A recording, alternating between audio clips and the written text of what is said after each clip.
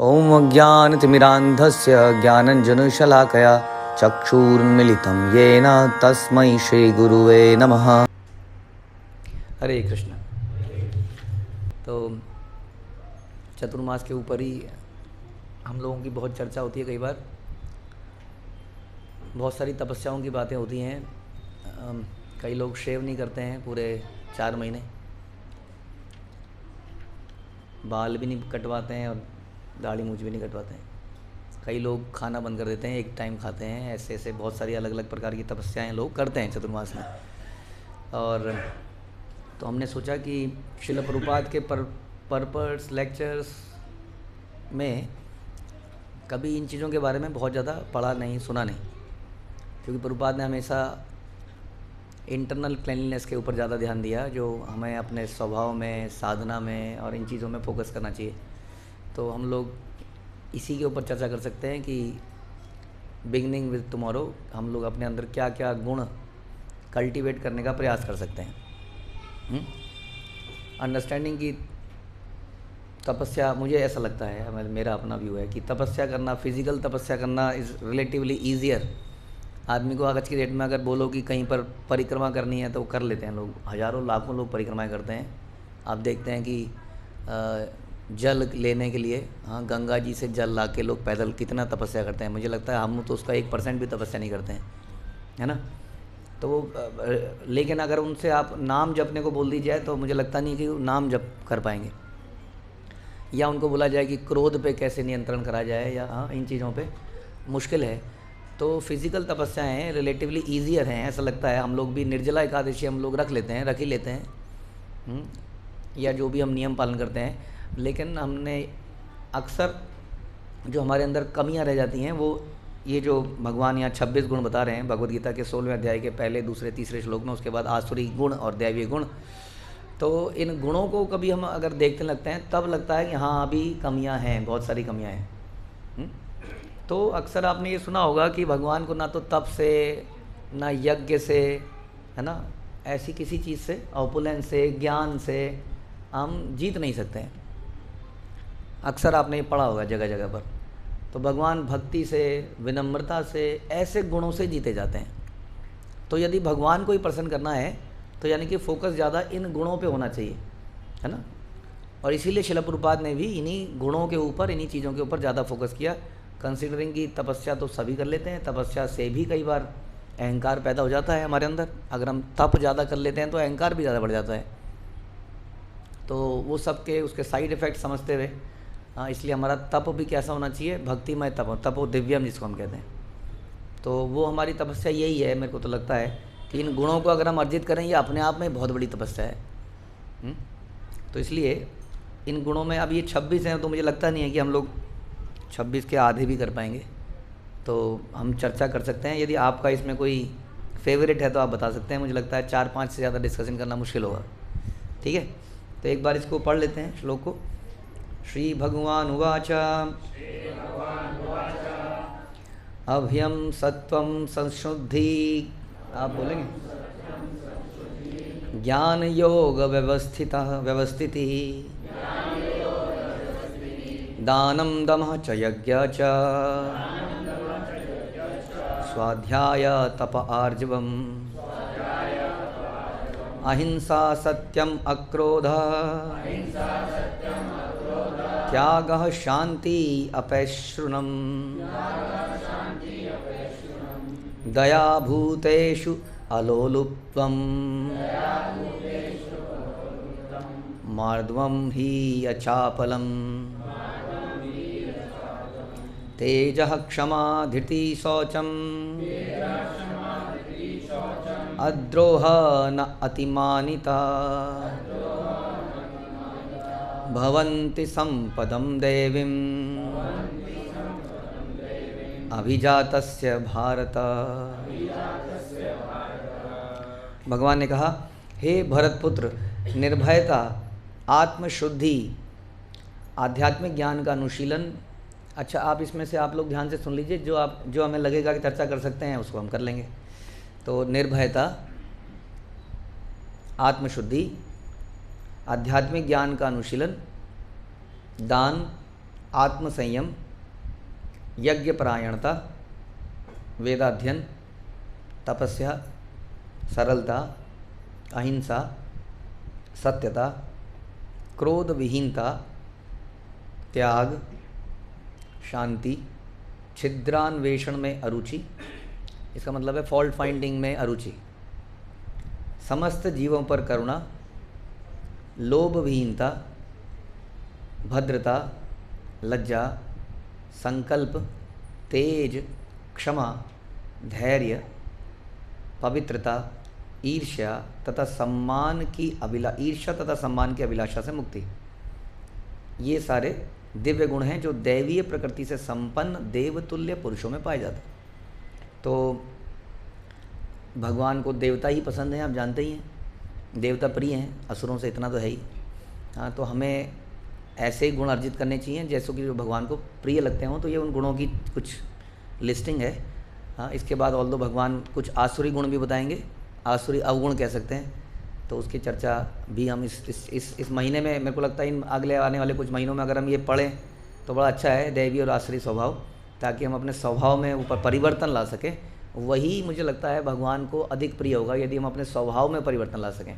तो हम लोग जप तो कर ही रहे हैं और जप करने से स्वभाव में परिवर्तन आता ही है, लेकिन साथ साथ हम थोड़ा चिंतन भी अगर इन गुणों के ऊपर करें और अवगुणों पे करें तो और अधिक लाभ मिल सकता है। तो आपने अगर कोई स्पेसिफिक अगर चुने इनमें से तो उस पर आप बताएंगे कोई, क्योंकि बहुत सारे हैं। जी माता जी। करुणा, ओके। तो करुणा हमारे वैष्णव सिद्धांत में, वैष्णव फिलॉसफी के अंदर आप जानते हैं 3 मूलभूत सिद्धांत जो हैं, जिसमें से एक है जीवेर दया, नामे रुचि वैष्णव सेवा, और जीवेर दया। तो जीवेर दया करुणा के साथ आता है। ऑल्दो हम जब कई बार ये शब्दों के मीनिंग समझते हैं शिला प्रभुपाद के तात्पर्यों से, जैसे अहिंसा है, करुणा है, तो कुछ नए मीनिंग निकलते हैं जो आज तक हमने कभी सोचे नहीं थे। संसार में करुणा का मतलब है कि जल पिला दिया कहीं पर कुछ ऐसा कंबल बंटवा दिए इत्यादि, लेकिन करुणा वास्तव में क्या है, हाँ, वो हमें शिला प्रभुपाद की एग्जाम्पल सुनता है। तो जीवेर दया वास्तव में क्या है? कई बार ये ऐसा आरोप भी लगाया जाता है कि हम लोग कुछ प्रैक्टिकल नहीं कर रहे समाज के लिए, है ना। आप सुनते होंगे कि आप कर क्या रहे हैं समाज के लिए, आप मतलब इस्कॉन के लोग प्रैक्टिकल क्या कर रहे हैं। देखिए वो लोग वहाँ पे कितना बड़ा उन्होंने शादियों का, एक साथ 1000 शादियाँ करा दी किसी आदमी ने। तो ऐसे बहुत सारे सामाजिक कार्य हो रहे हैं, तो हम पर क्वेश्चन पूछा जाता है कि आप क्या कर रहे हैं। हाँ, तो बड़ा क्लियर होना चाहिए कि समाज में समस्याएं क्यों हैं। समाज में समस्याएं ही मानसिकता के कारण से हैं। अगर मानसिकताएं ठीक हो जाएं तो समाज की सारी प्रॉब्लम सॉल्व हो जाए। जो हमारे अंदर अनर्थ हैं, इन अनर्थों के कारण ही समाज में समस्याएं हैं। समाज में ग्रीड है, हाँ, ग्रीड है तो धोखाधड़ी है, इसलिए तो है धोखाधड़ी, क्योंकि किसी आदमी के अंदर ग्रीड है, किसी के अंदर लस्ट है, तो इसलिए कहीं ना कहीं कुछ ना कुछ गड़बड़ होती है, हाँ, उस लस्ट के कारण। तो ये समस्याएं को सुलझाने के लिए मानसिकताओं को बदलना ज़रूरी है, शुद्ध करना ज़रूरी है, और उस शुद्ध करने के जो काम को करता है वही काम शिला प्रभुपाद के सारे सेनानी कर रहे हैं वास्तव में। हाँ, और ये बड़े सटल रूप में हो रहा है, ये सूक्ष्म है, ये पेन किलर की तरह नहीं है। इसका इमीडिएट रिजल्ट आपको नहीं दिख सकता, इसका रिजल्ट आपको धीरे धीरे धीरे आपको परिवर्तन दिखेगा। हाँ, और वो परिवर्तन हम अपने घरों में अपने अंदर ही देख सकते हैं, उसी से क्लियर हो जाता है कि हाँ परिवर्तन हो रहा है। और ये परिवर्तन में लाभ ये है, ये परिवर्तन स्थायी परिवर्तन है, as compared to a pain killer जो कि थोड़ी देर के लिए पेन कर दूर करती है और फिर से वहीं पहुंच जाते हैं हम। एक भूखे को आपने खाना खिलाया, अगले दिन पेट फिर रोटी मांगता है, रोटी रोज़ मांगता है। हाँ, तो क्या करना चाहिए, उसके पेट को काट देना चाहिए? नहीं, हम ये नहीं कह रहे, हम कह रहे हैं कि उसको ऐसा पेट मिले ही ना, ऐसा पेट मिले जहाँ आनंद के लिए खाया जाए। तो भगवान के धाम में भी हम खाते हैं, लेकिन वहाँ भूख नहीं है, ऐसे मरता नहीं है आदमी कि खाएगा नहीं तो मर जाएगा। तो ऐसी जगत में ही ले जाने का हमारा फोकस है, लेकिन ऐसा नहीं है कि उस जगत में जाके ही आनंद आएगा। इसी संसार में रहते रहते उसके कष्ट दूर होने लगते हैं, जो कि आप सब उसके लाइव एग्जाम्पल हैं, हम सभी एग्जाम्पल हैं। हमारा पहले के जीवन से हम अपने अभी के जीवन को कंपेयर करते हैं, तब बताइए कि हमारे ऊपर करुणा हुई कि नहीं। पहले तो ये समझें हम, क्या हमारे ऊपर करुणा हुई? यही वास्तविक करुणा है, हाँ, कि जिसने हमारे सोच को ही बदल दिया। तो जीवेर दया जो फिलॉसफी है उसके अंतर्गत हम सुनते हैं कि गीता में सुनते हैं हम लोग, 10 अपराधों में भी सुनते हैं भगवान बोलते हैं ये मेरा ज्ञान मेरे भक्तों के लिए है। और 10 अपराधों में सुनते हैं कि हमें ईर्ष्यालु व्यक्ति को नहीं बताना है। लेकिन चैतन्य महाप्रभु जो कि पतित पावन ऐसा अवतार आया जिन्होंने इसको फ्री बांटा हर व्यक्ति को। हम चैतन्य चरितामृत में सुनते हैं कि इवन एनवियस आदमियों को भी भगवान ने बांट बांट के उनको पॉजिटिव कर दिया। ऐसे ऐसे एग्जाम्पल आते हैं। तो ये बड़ा ही डिफरेंट अवतार है। और ऐसे ही उनके भक्त जो कि ऐसा ही कर रहे हैं, जिसमें कि श्रील प्रभुपाद अग्रणी हैं, जिन्होंने वहाँ जाकर प्रचार किया जहाँ पर लोग बिल्कुल अनभिज्ञ थे किसी भी चीज़ से। तो ये वास्तविक जीवेर दया है, जहाँ पर हम लोग जाके यारे देख तारे कह कृष्ण उपदेश, ये वास्तविक करुणा है यदि हम किसी के ऊपर दिखा सकते हैं तो। और ये करुणा मुश्किल काम है, इसको करना वाकई में मुश्किल है। आप सब लोग इसको करते होंगे। आप लोग कभी हरिनाम निकालते हैं, कोई इंटरेस्टेड आदमी मिलता है, आप उसका नंबर नोट कर लेते हैं, हाँ, लेकिन आप देखते हैं कि वो आता ही नहीं है। फिर आप उसको दोबारा से कॉल करते हैं, हाँ, फिर आप कोई ग्रुप बनाते हैं, उसमें डालते हैं, फिर कोई ऐसा प्रोग्राम करते हैं खाने पीने का बढ़िया प्रोग्राम, उसमें तो आएगा ज़रूर, उसमें तो ज़रूर आएगा। हाँ, कुछ ना कुछ दिमाग लगाते रहते हैं। मीटिंग्स होती हैं, हमारी मीटिंग क्या है, हम कोई ऑफिस थोड़ी चला रहे हैं, हमारी मीटिंग्स यही हैं, हाँ, कैसे जीवात्मा को पकड़ के लाया जाए। हाँ, तो ये वास्तविक करुणा है। कितना दिमाग लगाया जा रहा है इसमें, कितने पढ़े लिखे लोग आज की डेट में लगे हुए हैं, केवल यही चिंतन करे जा रहे हैं कैसे प्रचार को बढ़ाया जाए। तो ये क्या है, यही वास्तविक करुणा है, इसको हमें समझना पड़ेगा। हाँ, एज अगेंस्ट, तो हमारा माइंड क्लियर होना चाहिए, नहीं तो हम भी कन्फ्यूज जाएंगे किस दिन, क्या हम करुणा दिखा रहे हैं, और इस करुणा में काफ़ी पेन लेना पड़ेगा हम सबको, ये हमें समझना पड़ेगा। ये आसानी से अपने आप नहीं होगा। हाँ, मैं इसी के अंदर काफ़ी सारी चर्चाएं आएंगी, तपस्या वगैरह की भी आएगी, इसमें एक गुण आएगा, तो हम उसको डिस्कस कर रहे थे आज मंदिर में भी कि तपस्या क्या है। हाँ, तपस्या वही है जब हम अपने कंफर्ट जोन से बाहर निकलेंगे, वरना क्या तपस्या है। हाँ, मैं तो ये बता रहा था कि आप जब 16 माला आप कर ली तो 16 माला हमारे लिए तपस्या थोड़ी है। तो करुणा दिखाने के लिए तपस्या करनी पड़ती है, कष्ट लेना पड़ता है, कंफर्ट जोन से बाहर निकलना पड़ता है, जैसा कि हमारे आचार्यों ने किया। अगर हम अपने आप को रूपानुग कहते हैं, अपने आचार्यों का अनुयायी बताते हैं, श्रील प्रभुपाद की जय बोलते हैं, तो श्रील प्रभुपाद ने किस उम्र में कितना कंफर्ट जोन में वो बैठे थे, एक तरह से देखा जाए तो। हाँ, वृंदावन में बिल्कुल सेटल्ड थे, और उस वक्त वो ऐसी जगह में गए। हम में से कोई भी, मैं तो नहीं कर रहा हूँ, बहुत सारे लोग तो कर रहे हैं, इतना पेन नहीं ले रहे हैं कि वो विदेश में जाएं और जहाँ पे नाम ना पता, ना कुछ खाने का ना पीने का कुछ पता, और वहाँ जाके हम कोई मिशन शुरू करें। तो ये वास्तविक करुणा है कि हम निकलें अपने कंफर्ट जोन से बाहर। हमने तो, हमारे ऊपर तो आप लोगों ने कंफर्म किया कि हमारे ऊपर करुणा हो गई है, किसी ने करी है। तो भगवान किससे ज़्यादा प्रसन्न है, हमसे या जिसने हमारे ऊपर करुणा करी उससे?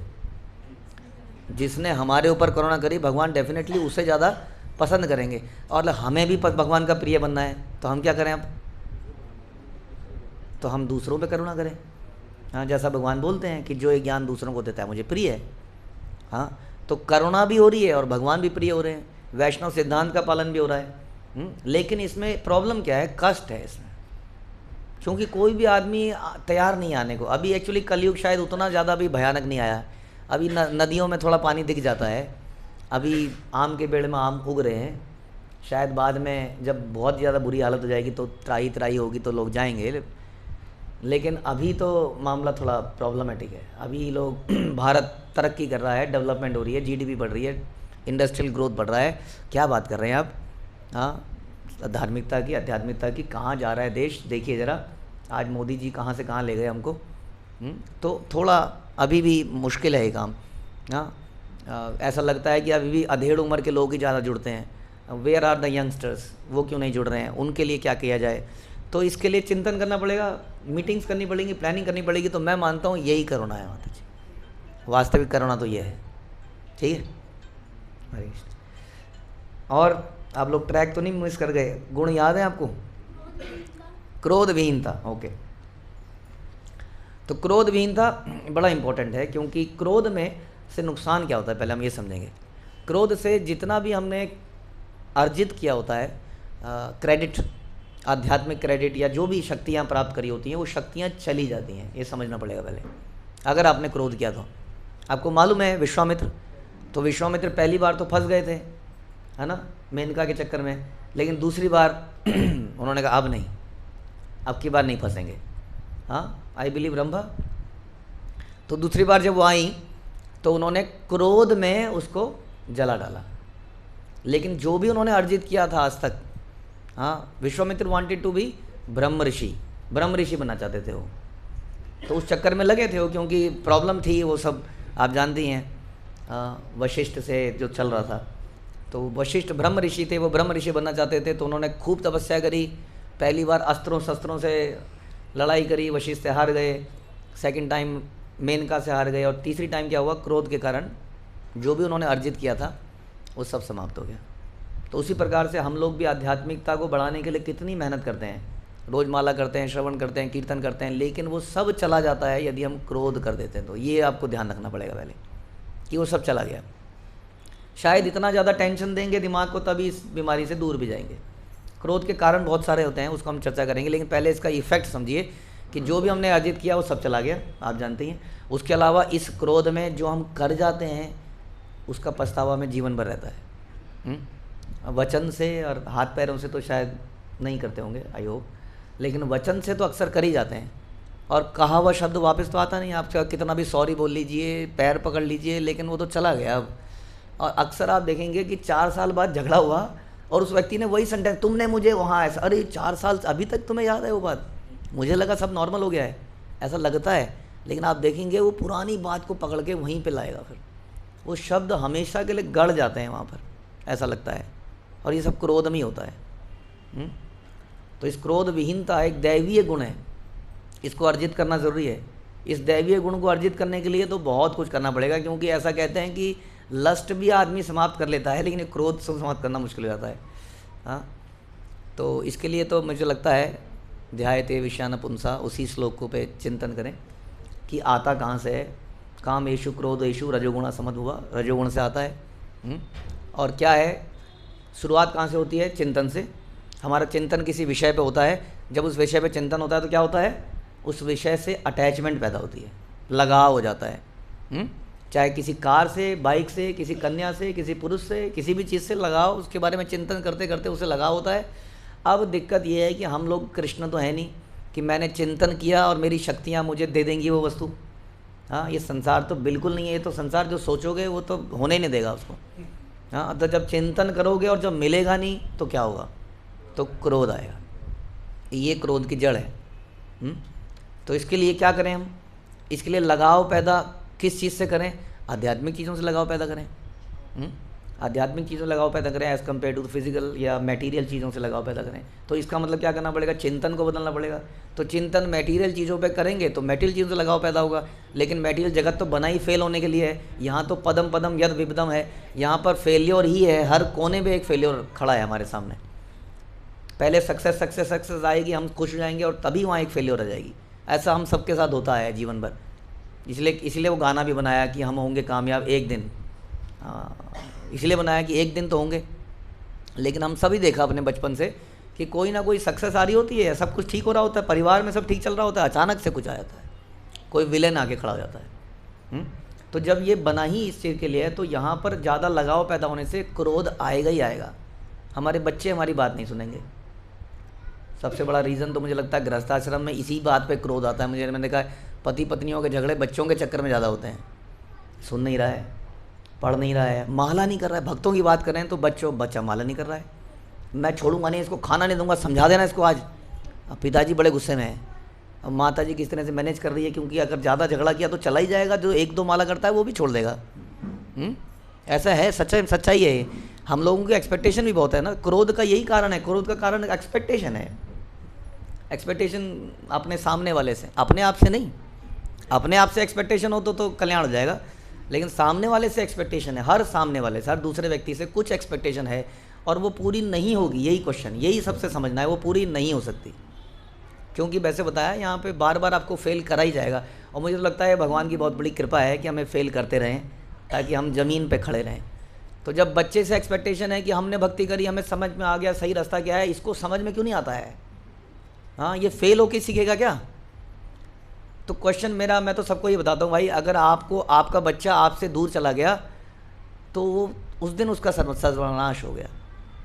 किसी तरह से उसको अपने आप से अटैच करके रखो, वो करता है करे, ना करता ना करे, क्योंकि अगर वो आपसे अटैच रहेगा तो कभी ना कभी किसी ना किसी तरीके से वो भक्ति में आ ही जाएगा। काम यही करना है, किसी तरह से अपने से अटैच रहे। उसके लिए क्या करना पड़ेगा? सुनता नहीं है, टॉलरेट करना पड़ेगा। हाँ, क्षमा, क्षमा करना पड़ेगा। अब यही है सबसे बड़ी, अगर आपको क्रोध विहीन होना है तो हमने 2-3 चीज़ डिस्कस करी।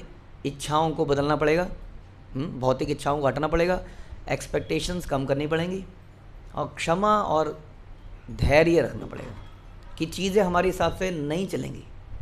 दुनिया में क्रोध को कंट्रोल करने के लिए बहुत सारे सेमिनार होते हैं। लोग कहते हैं क्रोध आ गया तो सांस लो लंबी लंबी, उससे जितनी 10, 15, 20, 30 सेकंड तक सांस लेने के बाद फिर वो मारेगा ही उसके बाद। क्या हो गया, बस मैंने कर लिया। तो ये परमानेंट सोल्यूशन है नहीं एक्चुअली में। परमानेंट सोल्यूशन तो और भी कई सारे सोल्यूशन है। अल्टीमेट सोल्यूशन क्या है? त्रिनादि विसुनिचेन, कि मैं हूँ ही कौन, मैं इसका पिता थोड़ी हूँ। हाँ, पिछले जन्म में मैं किसी और का पिता था, हो सकता है अगले जन्म में मैं इसका बेटा ही ना बन जाऊँ, फिर ये मारेगा मेरे को। तो ना तो मैं इसका पिता हूँ, ना कोई मेरा पुत्र है, तो मैं किसी को कैसे कंट्रोल कर सकता हूँ? मैं कौन हूँ? मैं कुछ भी नहीं हूँ, मैं तृण से भी नीचे हूँ। यही अगर समझ में आ गया तो ये तो एक रामबाण है हर चीज़ का वास्तव में। तो ये भी एक तरीका है कि कैसे क्रोध विहीन हुआ जाए। तो ये सारे विचार हैं, इस तरीके से क्रोध विहीन हो जा सकता है, नहीं तो रिजल्ट हमने बताया कि बड़ा खतरनाक हो सकता है। ठीक है, और कुछ है याद है हमको गुण? हाँ, दान, दान, ओके, दान, दान एक दैवीय गुण है। अगेन मुश्किल काम है, क्योंकि जो इतनी मेहनत से अर्जित किया होता है उसको देना बड़ा मुश्किल काम है। और कलयुग में तो कहते हैं कि धन में ही, money is honey sweeter than honey, और धन में ही प्राण है, ऐसा लगता है। धन निकल गए तो प्राण निकल गए। इसलिए अगर किसी को भक्त बनाना है तो उसका धन ले लो तो उसका प्राण ले लिया आपने। हाँ, और ये प्रैक्टिकल एक्सपीरियंस से हमने देखा है कि जितने भी हमारे डोनर थे कि एक ज़माने में डोनेशन देते गए, वो भक्त बनते चले गए वास्तव में। क्योंकि जहाँ आदमी इन्वेस्ट करता है वहीं उसका मन चला जाता है, चिंतन वहीं चला जाता है।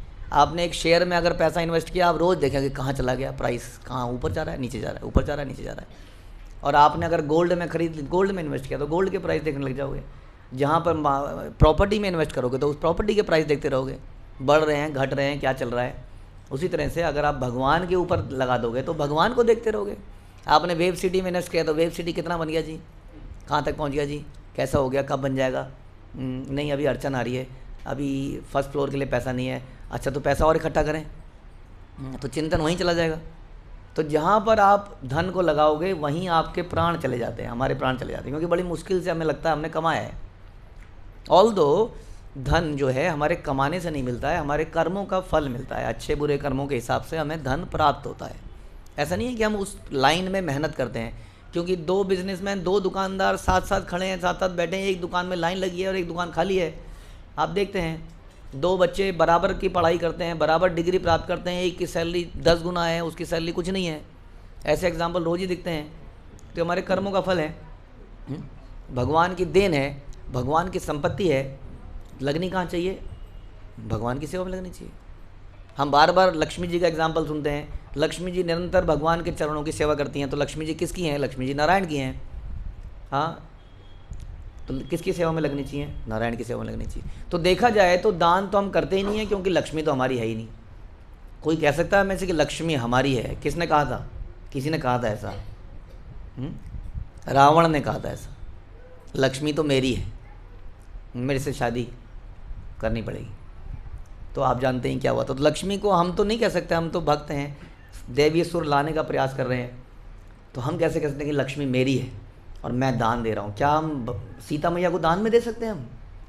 अगर हम सोचें तो वो तो भगवान की ही है और भगवान की सेवा में उसको लगना चाहिए। हम ऐसा नहीं कह रहे कि सारा दान दे दो, आप जितना क्षमता हो उतना दान दीजिए, बाकी आपने घर में कृष्ण भावनामृत के कार्यों में लगाइए। ऐसा भी कर सकते हैं, घर में आप प्रसाद के लिए लोगों को बुलाइए। दान केवल धन देने से नहीं होता है, आप लोगों को प्रसाद वितरण कर सकते हैं, अपने घर में प्रसाद के लिए बुला सकते हैं, पुस्तक वितरण करा सकते हैं, वो भी दान का पार्ट है। भगवत गीता बताती है कि दान तप यज्ञ कभी बंद नहीं करने चाहिए। ये पवित्र आत्माओं को भी और शुद्धतम लोगों को भी शुद्ध करने वाला है। प्रभुपाद ने यह भी कहा कि धन की शुद्धि भी दान देने से ही होती है। अब दान भी 3 प्रकार का हो सकता है, सतोगुणी, तमोगुणी, रजोगुणी। ये बहुत अज्ञानता है समाज में कि हम सोचते हैं दान, और दान के नाम पर इस वक्त इतना कलेक्शन हो रहा है, ज़बरदस्त कलेक्शन हो रहा है। छोटे छोटे खोखे खोले जाते हैं प्रसाद नहीं सॉरी खाना बंटने के लिए, और थोड़े दिनों में वो बड़े हो जाते हैं क्योंकि लोग दान देना चाहते हैं, खाना बंटवाना चाहते हैं। प्रॉब्लम ये है कि वो जानते नहीं हैं कि इसको करा कैसे जाए, इसको कार्य कौशल नहीं जानते हैं, यज्ञ क्या किसको कहते हैं नहीं जानते हैं, कृष्ण की प्रसन्नता के लिए कार्य कैसे किए जाए ये ट्रेनिंग नहीं है, बस इतनी सी समस्या है ना। वो खाना बंटवा रहे हैं, हम प्रसाद बंटवा रहे हैं, इतना सही तो फ़र्क है, 15 मिनट का ही तो फ़र्क है। हाँ, 15 मिनट के फ़र्क में कितना बड़ा फ़र्क है, वो चेतना ही बदल जाती है। तो केवल ये ट्रेनिंग अगर दे दी जाए तो दान तमोगुणी दान है, जिसका आपको पता ही नहीं कि कहाँ यूसेज हो रहा है, कहाँ गलत गतिविधियों में जा रहा है, आप जानते नहीं हैं कि वो क्या करेगा इस दान से, शराब पिएगा या क्या करेगा।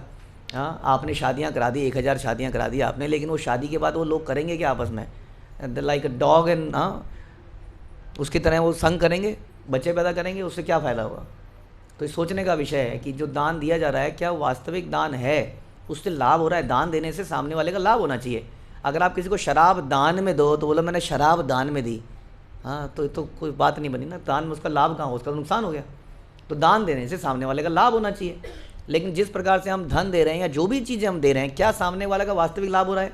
हम कई लोग आजकल बड़े सेंटिमेंटल हैं दान के नाम पर, तो पैसा तो लोग दान दे ही रहे हैं। बहुत सारे यंगस्टर जो हैं झुग्गियों में झोपड़ियों में जाकर पढ़ा रहे हैं, मैथमेटिक्स साइंस पढ़ा रहे हैं। उन्हें लग रहा है कि this is the real benefit to the society, कि अगर लोग क्या कहते हैं उसको, अगर लोग पढ़ लिख रहे हैं तो लिटरेसी रेट इंडिया का बढ़ रहा है, धीरे धीरे बढ़ता ही जा रहा है।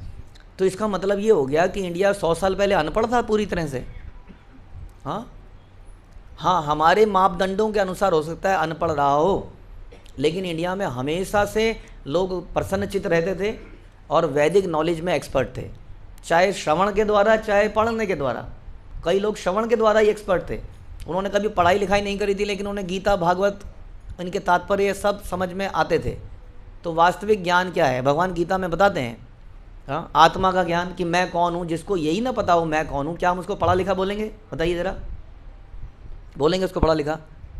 जो सारी दुनिया की उसने खबर बता दी, उधर मिस्टर आप कौन है, मैं वेल मैं, हाँ, तो आप बोलेंगे क्या बोलेंगे उसको? पागल है कोई, अपने को ही नहीं जानता है। वो कहानी, वो चुटकुला सुना था ना आपने, सुना होगा कि एक व्यक्ति जो बच्चों को बार बार एक बच्चों से मिलता है और बच्चों से पूछता है, हाँ जी गेटवे ऑफ इंडिया देखा है? अब बच्चे उसकी शक्ल देख रहे हैं, नहीं देखा। अरे कभी दुनिया भी देख लिया करो, कंचे खेलने से बाहर निकलो। हाँ, फिर अगले दिन आता है, फिर वो कहता है इंडिया गेट देखा है, पता है कहाँ पे है? वो ऐसी शक्ल देखते हैं कि नहीं। ऐसा वो रोज़ आके उन्हें करता है। अब बच्चे आज सोच लेते हैं कि आज छोड़ेंगे नहीं इसको। बच्चे उसको पूछते हैं आगे उस दिन, कहते हैं हाँ जी अंकल जी इधर आइए, रामू काका को जानते हो? वो शक्ल देखता है नहीं। वो कहता कभी घर में भी रहा करो, आपके घर का नौकर है, उसका नाम है रामू काका। तो मतलब ये है कि हमने पूरी दुनिया को टटोल लिया, दुनिया का ज्ञान अर्जित कर लिया, दिमाग में भर लिया, लेकिन अभी तक हमें यही नहीं पता है कि हु एम आई। हाँ, तो मैं ये क्यों बता रहा हूँ, क्योंकि लोग जो ज्ञान देना चाह रहे हैं उन्हें लग रहा है कि वो शिक्षा का ज्ञान दे रहे हैं। क्या वो वास्तविक शिक्षा का ज्ञान है, जिसमें यही नहीं पता आदमी को कि वो कौन है? तो वास्तविक शिक्षा का दान दीजिए अगर देना है तो। शिक्षा का दान हम भी कहते हैं, शिक्षा का दान सबसे बड़ा दान है, बट वो शिक्षा मैथमेटिक्स की शिक्षा थोड़ी है। हाँ, ये दुनिया ब्लास्ट से बनी थी, ये शिक्षा थोड़ी है। वो शिक्षा है उस परम भगवान की, हमारा उसके साथ क्या संबंध है, हमें उसको प्राप्त कैसे करना है, हमें क्यों आए थे इस संसार में, जाना कहाँ पे है। अगर ये शिक्षा नहीं दी तो क्या शिक्षा दी? तो इसलिए दान, मैं मानता हूँ ये सब चीज़ें दान है। राज विद्या, हाँ, इस गीता का दान वास्तव में दान है, चाहे फिजिकली दीजिए, कैसे कुछ समझाइए। प्रसाद का दान है, नहीं तो तमोगुणी रजोगुणी दान करने वाले संसार में बहुत सारे लोग हैं। तो 3 प्रकार के दान हमने सुने। हमने सुना कि दान कभी भी बंद नहीं करना चाहिए, और हमने सुना कि वास्तविक दान किसको कहते हैं। तो इस दान देने में थोड़ा कष्ट तो है ही, जैसे हमने चर्चा करी, लेकिन ये सोचना पड़ेगा कि ये मेरा है ही नहीं, ये लक्ष्मी जी भगवान की ही हैं। भगवान की सेवा में अगर मैंने लगा दी तो मैंने दान दिया ही कहाँ वास्तव में? मैं तो धरोहर को रखे हुए था, मैंने किसी की गिरवी चीज़ को वापस किया है, दान तो नहीं हो सकता। तो वास्तव में तो दान हम करते ही नहीं है। ठीक है, और क्या था? आत्मशुद्धि।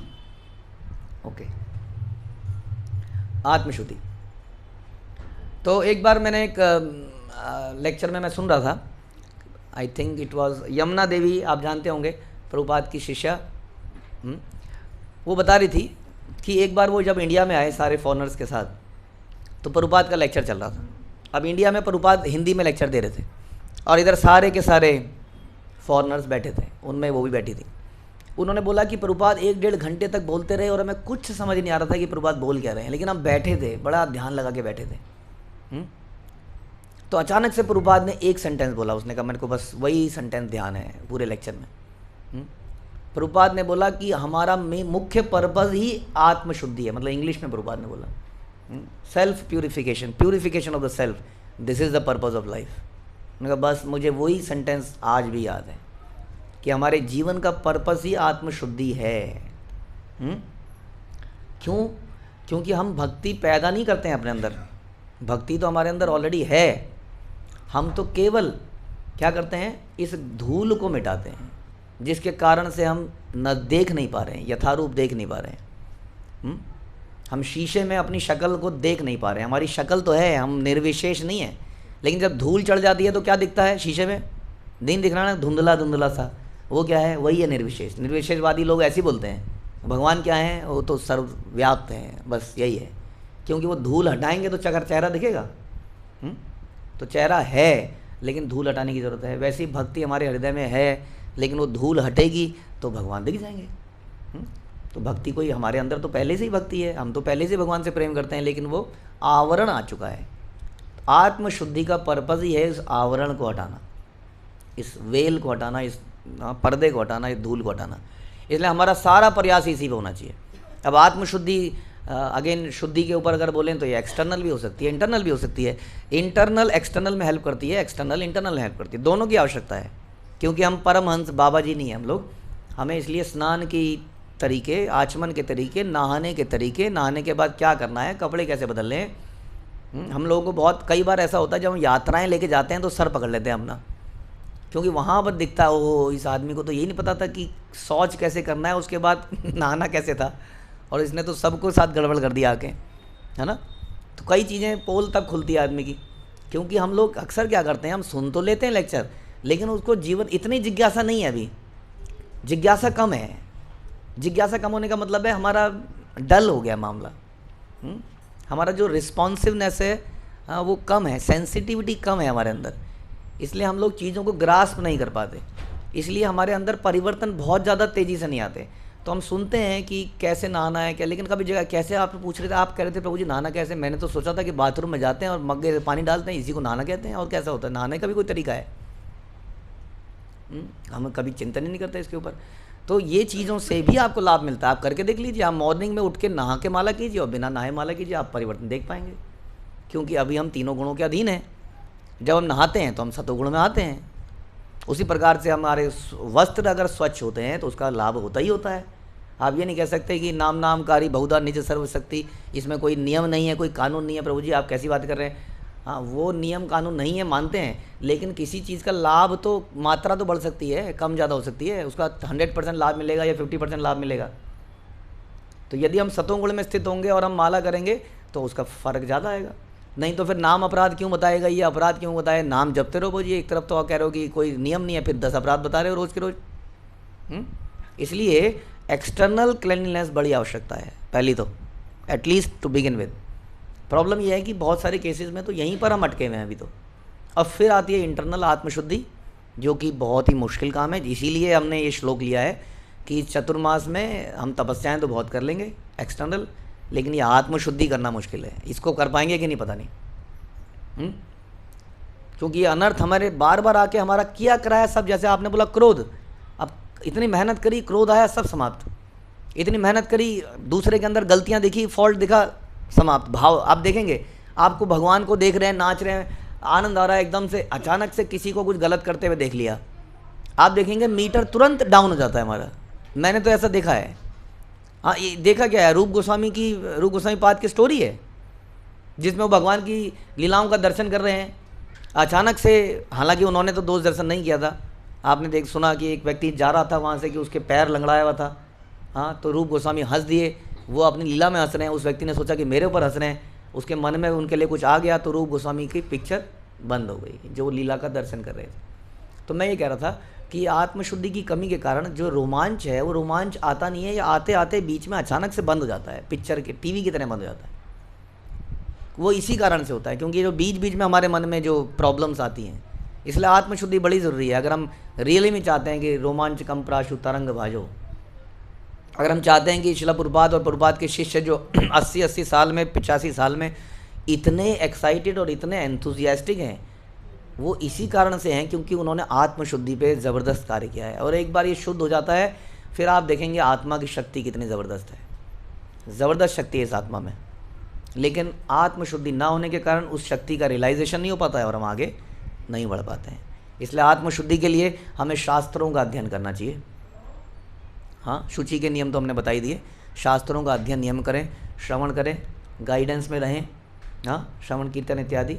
अपने अवगुणों पे इंट्रोस्पेक्ट करें कि मेरे अंदर कौन कौन से अवगुण हैं, मेरे अंदर कौन सी ये 26 क्वालिटीज़ हैं, ये 26 क्वालिटीज़ में से ये 10-15 का तो मेरे अंदर बिल्कुल कोई मतलब ही नहीं है कहीं से भी, उस पर कार्य करें। और मेरे अंदर ये अवगुण हैं जो आसुरी स्वभाव हैं, इसको हटाएं। तो कुछ कार्य हमें होमवर्क करना पड़ेगा। It is like education. हम एजुकेशन में बहुत सारे नोट्स बनाते हैं, हाँ, रिवीजन करते हैं, टेस्ट पेपर देते हैं, न जाने क्या क्या करते हैं, लेकिन इतने सीरियस हम भक्ति के विषयों में है नहीं एक्चुअली में। आप ही बताइए हैं क्या? अगर आज यहाँ पर कोई कोर्स कराया जाए, कुकिंग क्लासेस कर दी जाए यहाँ पर, हाँ, उसमें आप सब लोग अपना पेन एकदम से, अच्छा कैसे, अच्छा कितना ब्राउन करना है, अच्छा 5 मिनट करना है माता जी, 5 मिनट करना है माता जी, 4 मिनट करना है ना, अच्छा ठीक है, अच्छा कितना टीस्पून, इतने टीस्पून या इतने टीस्पून, कितने पर्टिकुलर हो जाते हैं हम, because we are serious about it. उसी तरह से हमें सीरियस होना पड़ेगा आत्मशुद्धि के लिए, क्योंकि आत्मशुद्धि ही एकमात्र हमारा कार्य है जिसको हम यहाँ पे करने आए हैं। ठीक है, ओके। आगे कोई है? सरलता क्या माता जी? हाँ, ईर्ष्या, द्वेष और सरलता। अब कितना टाइम हो गया? 5 मिनट। 5 मिनट, हाँ, इसके आगे हाँ 15 मिनट है। चलिए, तो सरलता जो है बड़ा कंफ्यूजिंग शब्द है एक्चुअली में, क्योंकि कई बार हमें लगता है हम बहुत सरल हैं क्योंकि हमने सफ़ेद धोती कुर्ता पहन लिया है, या हमने साड़ी पहन ली है, हाँ, या हमने गोपी ड्रेस पहन लिया तो हम सरल हो गए हैं। वास्तव में सरलता इतनी सरल नहीं है जितनी सरल ये लगती है। ये सरलता बड़ा जटिल विषय है। हाँ, सरलता हमारे पहनावे में भी हो सकता है, हमारे बातचीत में भी हो सकता है, लेकिन वास्तविक सरलता जो है, कई बार हमारा पहनावा सरल हो सकता है, हमारी बोलचाल भी सरल हो सकती है, लेकिन वास्तविकता में वो सरलता है कि नहीं, वो इससे पता चलेगा कि वास्तविकता में मेरा बोल तो सरल है। प्रभु जी कहना मुझे आ गया है, प्रभु जी हरे कृष्णा दंडवत प्रणाम, your useless servant, but the useless servant think that he is very useful generally. मतलब मेरे मन में तो ये आता, कभी आता नहीं, मैं लिखता तो हूँ यूजलेस, लेकिन लगता है कि हम भी तो किसी काम के हैं। हाँ, उसका कैसे पता चलता है कि अगर हमें कुछ टोक दिया जाए, हमें कुछ बोल दिया जाए तो हमें बुरा लगता है कि नहीं लगता है? इसका मतलब हम अपने आप को यूज़फुल समझते हैं, लेकिन हम कहते हैं योर यूजलेस सर्वेंट। ये क्या हो गया? ये हो गया कॉम्प्लिकेटेड नेचर, कि मैंने बोला योर यूजलेस सर्वेंट, लेकिन मेरे दिमाग में है कि मैं यूज़फुल हूँ।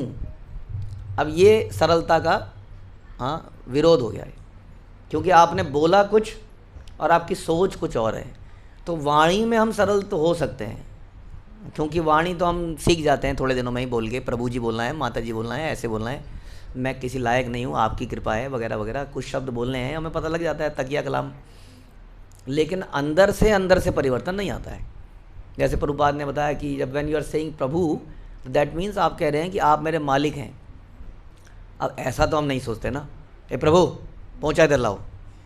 अब ये तो विरोधाभास हो गया ना। ये आपने बोला प्रभु मेरे मालिक, पोछा लेके आओ। तो ये विरोधाभास है। तो इसका मतलब हम लोग वाणी में सरल होना आसान है, कपड़ों में सरल होना आसान है, लेकिन विचार से सरल होने का मतलब है कि हम विचारों में जो ला रहे हैं वही हमारे वाणी में आ रहा है, तब हम वास्तविकता में सरल हैं। जो हम बोल रहे हैं वही हम सोच रहे हैं, वही हम कर रहे हैं, तो हम सरल हैं, नहीं तो हम सरल नहीं हैं। हाँ, जैसे मैं बता रहा था आज दिन में भी कि आपने भगवत गीता के ऊपर टिप्पणी लिख दी, हाँ, पूरी भगवत गीता पे टिप्पणी लिख दी, भगवत गीता पब्लिश हो गई आपके नाम से, लेकिन अभी तक आप ये नहीं मानते हैं कि कृष्ण ही भगवान है। और आप लिख रहे हैं, ट्रांसलेशन करी होगी आपने, श्री भगवान उवाचा, उसकी ट्रांसलेशन भी करी होगी, श्री भगवान ने कहा, लेकिन कृष्ण भगवान नहीं है, आप मानते नहीं हैं उसको, तो सरल व्यक्ति हुआ है, हाँ, निहायत ही कॉम्प्लिकेटेड व्यक्ति हो गया। हाँ, तो उसने गीता पे क्यों लिखी हुई टिप्पणी? क्योंकि गीता दुनिया में फेमस है भाई, लिखूंगा तो बेस्ट सेलर बन जाऊंगा, नाम कमाऊंगा। हाँ, गुरु के प्रति शरणागति। हाँ, गुरु को क्यों धारण किया आपने, ये वाले गुरु क्यों लिए आपने? क्योंकि he is very famous and I want to be famous. तो गुरु, मैं यही बता रहा था कि अक्सर दुनिया में एकलव्य के लिए बहुत सारा सहानुभूतियाँ हैं। वट वॉज वॉरियर, देखिए उसको नेगलेक्ट किया गया, क्या उसका यही दोष था कि वो राजकुल में नहीं था, द्रोणाचार्य ने उसको नेगलेक्ट कर दिया, क्या उसने सही किया, उसका अंगूठा काट दिया? Is it good? ये क्या एटिकेट है? एक आदमी जिसने उसकी पूजा करी हो द्रोणाचार्य की, उसने उसका अंगूठा ले लिया हो, क्या ये सही कार्य है? हाँ, ये बड़ा जटिल विषय है वास्तव में किसी को समझाना, इसलिए हम बड़े कृपा है हमारे पास, भक्ति सिद्धांत सरस्वती ठाकुर ने इसके ऊपर बड़ी ज़बरदस्त टिप्पणी करी हुई है। उन्होंने बोला है कि he was a complicated person, he was not simple, Eklavya was not simple person like Arjun. जब अर्जुन को पता चला कि एकलव्य इतना बढ़ता जा रहा है, तो अर्जुन ने जस्ट पूछा द्रोणाचार्य से, द्रोणाचार्य आपने ये एकलव्य ऐसा क्यों होता जा रहा है, ये इतना बड़ा बन गया, आपने तो हम लोगों को प्रॉमिस किया था। हाँ, तो बताते हैं कि अर्जुन के अंदर एनवी नहीं थी, कंसर्न था। पावर किसी ऐसे आदमी के पास नहीं आना चाहिए जो पावर के लायक नहीं है। हाँ, सबसे बड़ा खतरा दुनिया में यही होता है कि किसी अनएलिजिबल आदमी के पास अगर पावर आ जाए तो वो कुछ भी करता है, उसको मिसयूज़ कर सकता है। तो भक्तिसिद्धांत सरस्वती ठाकुर कहते हैं कि एकलव्य ने एक होता है हीरो वर्शिप, दुनिया में लोग हीरो वर्शिप करते हैं, तो एकलव्य की वर्शिप जो द्रोणाचार्य के वो करते थे वो हीरो वर्शिप थी। हीरो वर्शिप का मतलब he wanted to be a hero, वो हीरो बनना चाहता था, इसलिए उन्होंने द्रोणाचार्य की सेवा करता था, द्रोणाचार्य की। क्योंकि असली शिष्य कौन है? असली शिष्य वो है जो गुरु की इच्छा के अनुसार जीता है, ना कि हीरो बनना चाहता है। अर्जुन ऐसे व्यक्ति थे, लेकिन एकलव्य को मना कर दिया गया था पहले ही कि तुम मत करो, ये तुम्हारे लिए नहीं है, ये विद्या तुम्हारे लिए नहीं है। उन्होंने ठीक है गुरु जी, आप नहीं सिखाएंगे तो हम आपकी मूर्ति की पूजा करेंगे, हम तो आपको गुरु मानेंगे, आप गुरु मानो ना मानो, हमारे लिए तो आप गुरु हो। अगर इतनी श्रद्धा है तो गुरु की बात क्यों नहीं मानते हैं आप?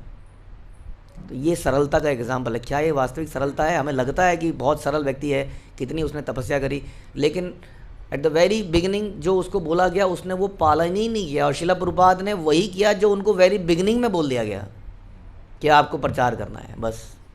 दिस इज कॉल्ड सरलता, कि गुरु के इशारों पर नाचना ही तो सबसे बड़ी सरलता है। कॉम्प्लिकेटेड व्यक्ति क्यों नहीं लोग इस्कॉन में जुड़ते हैं, क्यों लोग निराकारवादी होते जा रहे हैं? क्योंकि निराकारवाद में, निर्विशेषवाद में कहाँ है फॉलोवरशिप, कहाँ है सरेंडर? यहाँ पे तो आपके सर पे कोई ना कोई आके बोलता ही रहेगा, ये क्यों कर रहे हो आप, ऐसा क्यों कर रहे हो आप, मत करिए। इज अथॉरिटी सिस्टम, आपके अहंकार को बार बार छेद किया जाएगा, और जो इसको टॉलरेट कर जाएगा वो व्यक्ति सरल है, नहीं तो भाग जाएगा। समझ में आ गया? ओके, अगला था ईर्ष्या, शायद माता जी, ईर्ष्या द्वेष। अब ये एक बहुत बड़ी बीमारी है, इसका तो क्या करें? बिकॉज ऑफ कंपटीशन, कंपटीशन से ईर्ष्या पैदा होती है। इसके पास क्यों है, मेरे पास क्यों नहीं है? लेकिन दिक्कत ये है, इस ईर्ष्या को बड़ा बढ़ावा दिया जाता है समाज में। क्या है वो? Neighbours envy owners pride. मतलब कि अगर पड़ोसी आपकी किसी चीज़ से ईर्ष्या करता है, वेरी गुड, मज़ा आ गया, आज जला दिया उसको। लोग यही करना चाहते हैं। अगर ईर्ष्या कर कंपटीशन करेंगे तभी तो आगे बढ़ेंगे। एक लाइन मैंने पढ़ी थी कि कंपटीशन ब्रेक्स रिकॉर्ड्स। कंपटीशन में रिकॉर्ड बीट होते हैं ना। कंपटीशन है, 100 मीटर की दौड़ को 9 सेकंड में पूरा करना है या 8 सेकंड में पूरा करना है, कंपटीशन है, तो रिकॉर्ड ब्रेक होगा। अचानक से कोई 8 में कर देगा, 7 में कर देगा, हाँ, लेकिन इट ब्रेक्स रिलेशनशिप ऑल्सो। ये कंपटीशन अगर आप अप्लाई करेंगे तो इससे रिकॉर्ड तो ब्रेक होंगे, साथ में क्या होगा, रिलेशनशिप ब्रेक होगी। ध्यान रखिए, कंपटीशन में सारे रिलेशनशिप समाप्त हो जाते हैं, क्योंकि होड़ लग जाती है, ये आगे कैसे चला गया, इसको क्यों मिल गया, इसको क्यों प्राप्त हो गया, मुझे क्यों नहीं मिला, ये कृपा इसको क्यों मिल गई। याद है आपको कि एक गुरु के दो शिष्य पैर दबा रहे थे, है ना, तो उसको ये सुख नहीं महसूस हो रहा है कि मुझे पैर दबाने की सेवा मिली है, उसको ये दुख हो रहा है कि इसको पैर दबाने की सेवा क्यों मिली है, कैसे इसको नीचे करा जाए, कैसे इसको नेगेटिव किया जाए। तो वो सामने वाले के पैर को चूटी मार रहा है, वो अपनी सेवा पे कंसंट्रेट नहीं कर रहा है। हाँ, अपनी सेवा पे कंसंट्रेट नहीं कर रहा है, वो ये देख रहा है कि सामने वाले को क्यों मिल रहा है, और इसी कारण से हम अपनी सेवाओं से वंचित रह जाते हैं। हमें भगवान ने कोई तो हुनर दिया होगा आप लोगों को बहुत बढ़िया गला नहीं दिया माना भगवान ने गाने का। हाँ, तो इसका मतलब ये थोड़ी है कि आप दूसरे के कीर्तन में नुस्ख निकालेंगे। क्यों निकालेंगे? क्योंकि मेरे को भगवान ने नहीं दिया ना गला, कहीं ना कहीं, लेकिन आपको भगवान ने कुछ तो दिया होगा। ऐसा हो नहीं सकता कि किसी को कुछ मिला ना हो। लेकिन हमारा केंद्र वो विषय नहीं है कि मुझे क्या मिला, मैं उस वस्तु से कैसे सेवा कर सकता हूँ। हाँ, हमारा ये है कि ये जो सेवा हो रही है ये मैं क्यों नहीं कर रहा हूँ, ये सेवा मुझे क्यों नहीं मिली है। सो हमेशा हम दूसरे की थाली में ही लड्डू को देख रहे हैं। इवन प्रसाद हम थाली लेके बैठे हैं तो हम ये देखते हैं कि दूसरे की थाली में क्या क्या गिर रहा है। हाँ, हमारी नज़र रहती है कि नहीं, दूसरे की थाली में क्या क्या गिर, अच्छा ये थोड़ी देर में अब मेरे पास भी आएगा, उससे एक्सपेक्टेशन पैदा होती है। यहाँ पर गुलाब जामुन गिर चुका है, अब ये थोड़ी देर में मेरे पास भी आएगा, अगर नहीं आएगा तो प्रॉब्लम है। इसको क्यों दिया आपने? प्रॉब्लम ये नहीं है। अगर आप बोलोगे प्रॉब्लम कोई नहीं होती प्रभु जी अगर आप गुलाब जामुन उसको नहीं बांटते तो, लोग बोलते भी हैं कई बार, यहाँ पर भेदभाव है। हाँ, प्रॉब्लम अगर मेरे को कुछ नहीं होती अगर गुलाब जामुन होता ही नहीं तो, लेकिन गुलाब जामुन था और मुझे नहीं दिया गया, उसको दिया गया, भेदभाव है। हाँ, हम तो सुनते हैं कि भगवान की कृपा से क्या कहते हैं, वो दाने दाने पे लिखा है खाने का नाम, ना लिखा नाम तो नहीं लिखा होगा आपका नाम गुलाब जामुन के ऊपर। क्या आप पे बिलीव नहीं करते इसके ऊपर कि भगवान की कृपा से ही मिलता है हर चीज़? तो हमें नहीं मिली तो भगवान नहीं चाहते थे, बट नहीं, मुझे नहीं मिली कोई बात नहीं, लेकिन उसको क्यों मिली, दैट इज़ द प्रॉब्लम। और इसके कारण हम कभी भक्ति कर नहीं पाएंगे। हमारा चिंतन, इसलिए तो कहते हैं तिणादि भी सुनी चिंता रो रभी सही सुना अमानी न मान देना कीर्तनिया सदारी। सदा हरि का कीर्तन करने के लिए ये गुण बड़ा आवश्यक है, नहीं तो निरंतर चलता रहेगा। यहाँ पे ये कमी है, इस सेंटर में ये कमी है, यहाँ पर ये, यहाँ गुटबाजी है, यहाँ पॉलिटिक्स है, ये है वो है। अक्सर हम सुनते रहते हैं बात। हम को बोलते हैं कि दुनिया में किसी भी कोने में चले जाओ, कोना ऐसा नहीं मिलेगा जहाँ पे गुट ना हो। क्यों नहीं बनेंगे भैया गुट? कुछ सीरियस लोगों का गुट अपने आप ही बन जाएगा, कुछ नॉन सीरियस, कुछ ईर्ष्यालु लोगों का गुट अपने आप ही बन जाएगा। आओ आओ ईर्ष्या करें, ईर्ष्या फैलाएं, तो गुटबाजी तो होगी। तो इसलिए सोचना है कि हम सब लोग यहाँ ये चिंतन करने तो आए नहीं थे, क्योंकि humans are imperfect, there will be imperfection everywhere. उसको क्यों ध्यान देना है, और क्यों ध्यान देना है कि दूसरे के पास ऐसा बढ़िया क्यों है, मेरे पास ये क्यों नहीं है? क्योंकि मेरे पास भगवान ने जो दिया है मुझे उसी से भगवान की सेवा करनी है। किसी को पैसा दिया है तो पैसे से करेगा, मुझे पैसा नहीं दिया तो नो प्रॉब्लम। मुझे कुछ तो दिया है, मुझे झाड़ू दिया है, हाथ दिया है, मैं झाड़ू तो लगा ही सकता हूँ। क्या भगवान झाड़ू लगाने से प्रसन्न नहीं होंगे? क्योंकि झाड़ू भी भगवान ने पकड़ाई, हाथ भी भगवान ने दिया, उसको पैसा भी भगवान ने दिया, तो हमारा क्या रोल है? हमारा रोल क्या? श्रील प्रभुपाद ने बोला मेरा रोल सिर्फ ये है कि मैंने अपने फ्री विल को अपने गुरु की इच्छा के लिए समर्पण कर दिया, बस। हाँ, किसी को बढ़िया ताकतवर हाथ मिला है, किसी को छोटा हाथ मिला है, कोई गिलहरी है, कोई हनुमान जी है। वी शुड बी सेटिस्फाइड कि भगवान ने हमें जो दिया है और उसी से भगवान की सेवा करें, ना कि दूसरे की थाली में देखें, दूसरे के को क्या मिला है ये देखें, और इसलिए हमेशा ईर्ष्या पैदा करें। So stop competition, always stop comparison. इसी से ईर्ष्या समाप्त हो सकती है। ठीक है माता जी, हरे कृष्णा। श्रील प्रभुपाद की जय।